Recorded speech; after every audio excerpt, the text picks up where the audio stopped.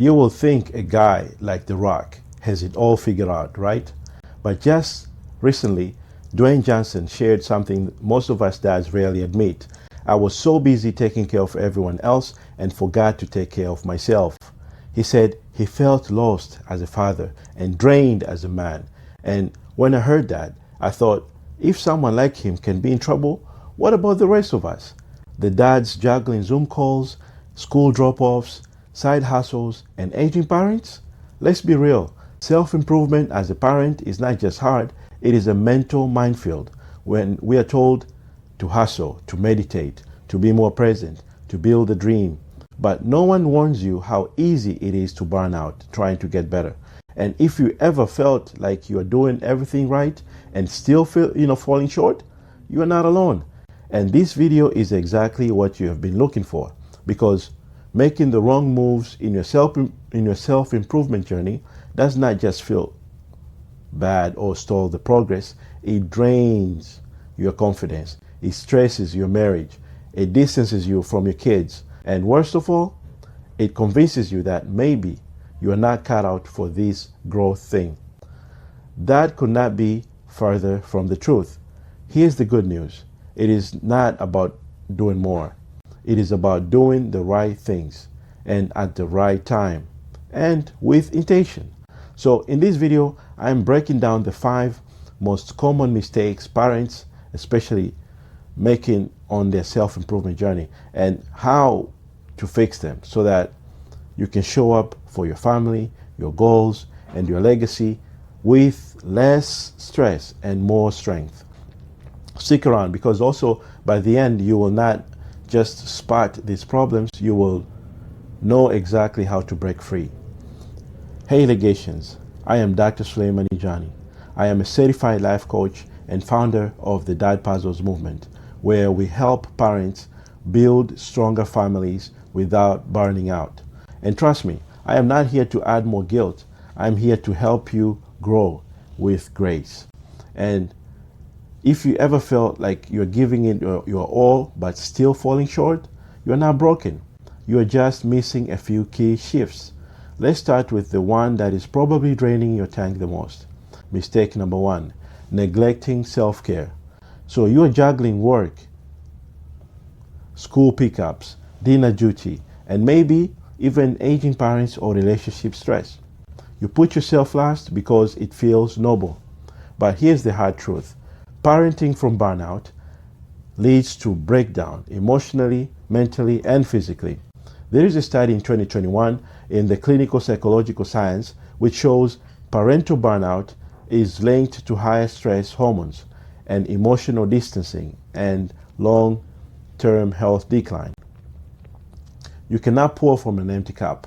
Your kids, they don't need your perfection. They need your presence. What is the fix here? You reframe self-care as a family care. So even 20, 30 minutes, even more per day of walking, breathing, intentional breathing, praying, or stretching, etc. Those are deposits in your family's emotional bank. There's a great book, Burnout, by Emily and Amelia Nagoski. It's a great book to read. So I remember one time I snapped at my son for spilling cereal. Not because of the mess, but because looking back, I hadn't slept in 3 nights. That moment told me something. Rest is not selfish, it is sacred. And here's the thing, even when we start to care for ourselves, many of us carry this deeper pattern that keeps us stuck. We are not just trying to raise better kids, we are trying to heal the kids we once were. Mistake number 2, overcompensating your childhood. So let's get honest. Many of us parent from a place of pain. We say things like, I will never yell like my parents did, or I will give them, my kids, everything that I never had. But overcorrecting often leads to over-permissiveness or hyper-control. You are reacting, you are not parenting. What is the fix? So instead of reacting to your past, reflect on it. Ask yourself, am I parenting my child or am I parenting my inner child? There's a great book, The Conscious Parent by Dr. Shefali, which helps you reframe parenting as an invitation to heal yourself.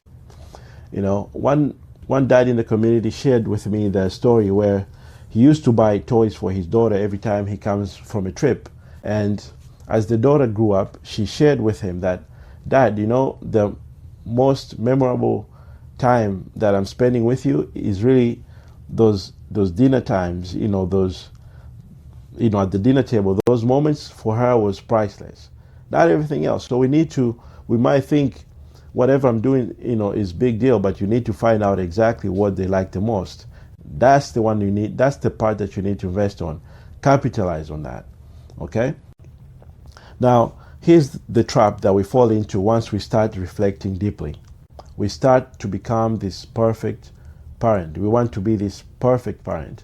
But that chase is not good because it steals your joy. Let me show you how to escape it. So, mistake number 3, chasing perfection instead of progress. You want to raise kind, healthy, emotionally intelligent kids. So you aim for organic meals, Montessori learning, 0 screens, always patient, always mindful. But here's the reality. There's a Harvard study which found that perfectionist parenting increases anxiety in kids and reduces authentic connection because perfectionism creates pressure on you and the kids. So what is the fix? You have to embrace the 80% rule. If you're showing up with presence and intention, most of the time, you're already winning, my friend. So your kids, they do not need perfect. They need you, the real one, calm, honest, even when you mess up.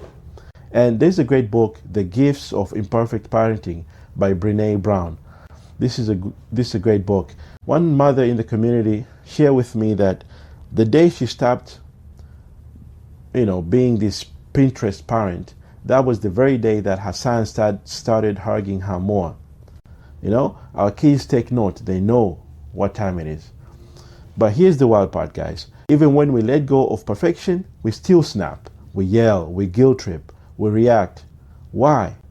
Because we haven't addressed what is really going on beneath the surface, which is mistake number 4, ignoring emotional triggers. Let's be real. Your child's tantrum isn't just bad behavior, it triggers something inside you. Maybe it's your need to feel respected or your fear of being out of control. That is not parenting, that is unhealed emotion playing out in real time. There's a Yale study on emotional intelligence that they found out that simply labeling your emotions reduces reactivity and improves parenting outcomes. So how do you fix this? You can use phrases like, I feel overwhelmed because I expected calm, but instead I'm getting chaos. So that naming, my friend, is a game changer. By you just naming that overwhelmed or mad or any colorful word you have, it reduces your reactivity by 50%.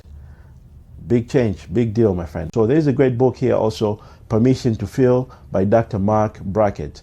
And you can try another idea. I'm thinking you can do weekly check-ins with your partner, on, just how can we do better as parents, This chat is very important. It can be any day that is better for you, Tuesday, Wednesday, Friday, whatever it is. Sit down with your partner, chat about parenting. Your kids chat about your relationship, etc. This meeting in your calendar can make big difference. So one dad shared with me that, when he realized that his son was not ignoring him and that his son was just going through this anxiety situation, he shifted from shouting to soothing. So once you know what's going on underneath it all, it makes a big difference. We should try our best to be the first one to find out why my child is behaving this way. Don't let the school find out. You be the one to find out. Okay? And now that brings us to the final and most often silent mistake. You might be doing everything else right? But if you skip this one, your home will still feel like a pressure cooker. And this is mistake number 5, inconsistent boundaries. This is a big one because when you're tired, you want some peace, you want to take a nap or whatever, you allow screen time. Guys, go ahead, take my phone, the TV, etc. But the next day, you're all rested, you're doing great, whatever, ban, no TV, no screen time. Or another example would be like, okay, so bedtime, guys, 8, we're always going to sleep at 8, boom. Next week, instead of sleeping at 8, you let them sleep at 9, 10, 11. My friend, this unpredictability does not feel loving. It feels confusing. So there's a research conducted in University of Pittsburgh. They show that inconsistent discipline leads to higher defiance and emotional volatility in kids. So how do we fix this? You have to pick 3 to 5 non-negotiables like bedtime, screen time, meals, manners, respect. Then you communicate them clearly with calm authority and you enforce them consistently. There's a great book, The Whole Brain Child by Dr. Daniel Siegel. This can help us further by going into the topic. So really, we have to know that our kids know when we're not consistent, when we're not authentic. And sometimes they call us out on this. It stings, right? So we need to change how we lead them. We need to be better leaders. Let's bring it home. There's no such thing as a perfect parent. There is only a present parent or a growing parent. So if these 5 mistakes hit home, don't beat yourself. Just breathe. Step number 1. And you're being aware of it, right? This is amazing. Now you know what's going on. Now the thing that you need to do is take action, action, action. So like this video if you saw yourself in any of these stories. Drop a comment below. Which mistake are you working on this week? And please subscribe to our channel for weekly wisdom to help you lead your family with calm, clarity, and conviction. You have got this legation, and your legacy is already unfolding, one powerful day at a time. Thank you.